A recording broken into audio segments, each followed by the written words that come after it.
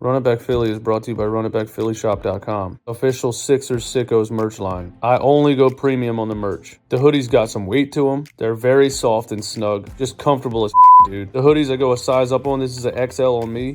The t-shirts fit to size. This one's a large. Shout out to everybody copping the merch. Thank you for the support. Sickos for life.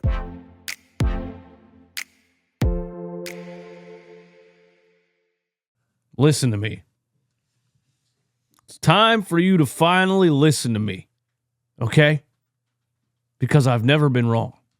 You guys don't listen. You're like my 8-year-old son. I got to tell you 20 times before you get it. Listen. It's time to put the pressure on Daryl Morey. It's time to finally put this out there. I don't hear enough people saying this. Why do we just sit back all the time like, oh, he's the GM. That's fine. That's whatever. It's time to put the pressure on Daryl Morey. Let me show you guys something, man. Let me show you something. The 2016-17 Philadelphia 76ers net rating without Joel Embiid, who only played 31 games, minus 6.7. The 2024 Philadelphia 76ers net rating without Joel Embiid, minus 6.6. This supporting cast is basically just as good as TJ McConnell, JJ Redick, Dario Saric, Nick Stauskas, Robert Covington, and Gerald Henderson. I need you guys to understand that in Daryl Morey's, fourth year as the GM now, he has managed to put together the worst supporting cast around Joel Embiid since 2016? Do you understand that? That team that was around Joel Embiid in 2016 wasn't even a planned roster. That was legit the tanking process Sixers with Joel Embiid plugged in for 31 games and an overpaid JJ Redick. That's what that was. And that team is as good as this team. Now, how did we get here? How did we end up with the worst supporting cast around Joel Embiid since 2016? How did we end up here? I'm going to tell you how. It started way back with the Ben Simmons situation and refusing to trade him for the right players because of Daryl Morey's obsession with James Harden, giving up 2 extra first-round draft picks and Seth Curry and Andre Drummond for an over-the-hill James Harden. That was number one. Then it started with the James Harden trade, where James wanted out. Daryl Morey spent the whole offseason trying to beg him to come back instead of making things happen. And Tyrese Maxey gets thrown into the fire again as a starting point guard when that hasn't been his role since he's been here. That's how it started. You see, when Daryl Morey first got here, he had some things to clean up. And he did a pretty good job. And we thought he was the savior. He traded Al Horford to the Oklahoma City Thunder for Danny Green and a first-round pick or something like that. He gave up a first-round pick because nobody wanted Horford. So he cleaned up some things. And we thought he was going to continue to clean up things. But then what happened was that Daryl Morey started to create his own problems that didn't already exist. And then he had to fix his own problems. So he spent the last 3 seasons fixing the issues that he created. One of the biggest issues is obviously that Tobias Harris is the highest paid player on the team. Anybody with a functioning brain that can do a little bit of math knows that you don't get the Malcolm Brogdons and the Derek Whites and the Peyton Pritchards, etc. on your team if you don't have the money to pay the mid-level players. You don't have the money to pay the mid-level players because the highest paid player on your entire roster is a mid-level player. So we thought 2 years ago he was going to trade Tobias to have that cap space to fill out the roster. Then we thought this offseason he was going to trade Tobias to have that cap space to fill out the roster. Then we thought at the trade deadline he was going to trade Tobias to have that cap space to fill out the roster. So he botched the Ben Simmons thing. He botched the James Harden situation, and he's continued to botch the Tobias Harris situation. And the main reason the Philadelphia 76ers have a minus 6.6 net rating without Joel Embiid this season is their interior defense. What happened last year? to shore up that? Nothing. What happened this past offseason to shore up that? That was the obvious issue going into the offseason. And he didn't do anything all summer. And he told us at the beginning of the summer, don't judge the roster until July. And snap, July was here and we were like, hey, dickhead, same roster. Right? So what did he do? He signed Mo Bamba. He re-signed Paul Reed. Last second, he signs Kelly Oubre to a minimum. That's what he did. He signed Patrick Beverley. These are the things that he did this offseason to attempt to make the team better than they were last year.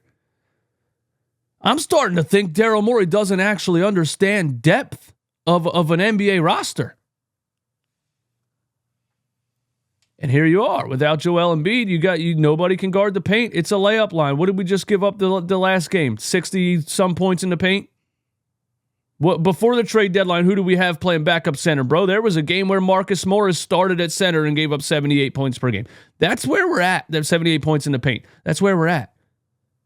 The depth of the roster is worse than any season since 2016, and it's Daryl Morey's fault.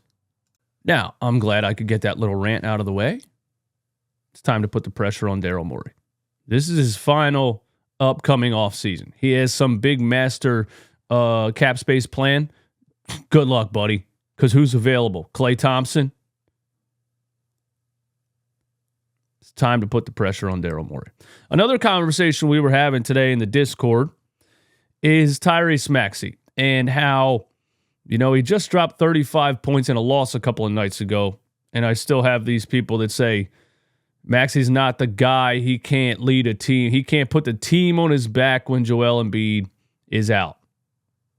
And there's a thought around the fan base and the NBA that Tyrese Maxey needs to learn to be a better facilitator and elevate the team around him. I got news for you guys. That's not who Tyrese Maxey is.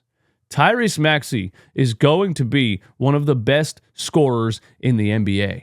That's who Tyrese Maxey is. He's the definition of a motherfucking bucket. That's what he is.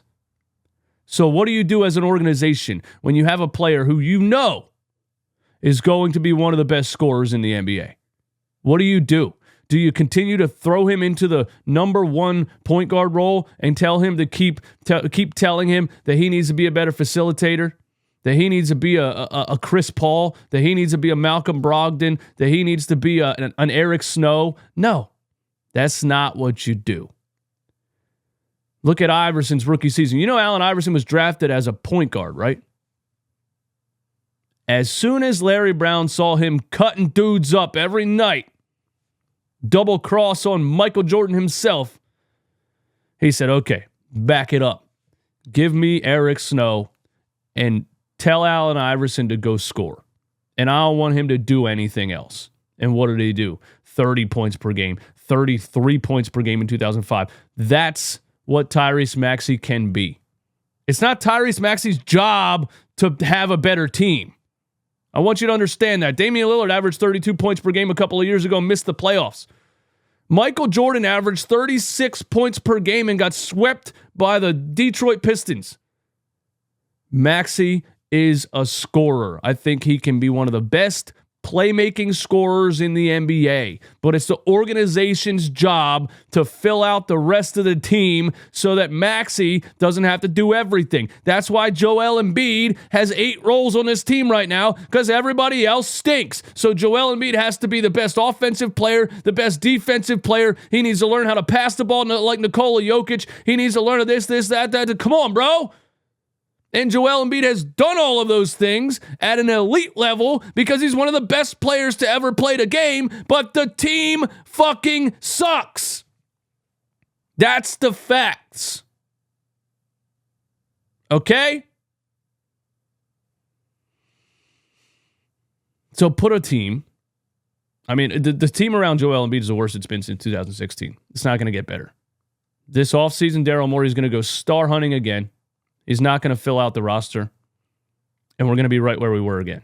and then Daryl Morey gets fired, Joel Embiid retires in 2 years, and whoever the GM is that steps in after him needs to build an actual deep NBA roster around Tyrese Maxey, or here we go again. We're right back in the damn Jerry Stackhouse days, or we're right back in the Allen Iverson days where you got one superstar and a bunch of Tyrone fucking Hills and Raja Bells, or we're right back in the Joel Embiid era where you got a one superstar and a bunch of Dario Sarics or whoever else.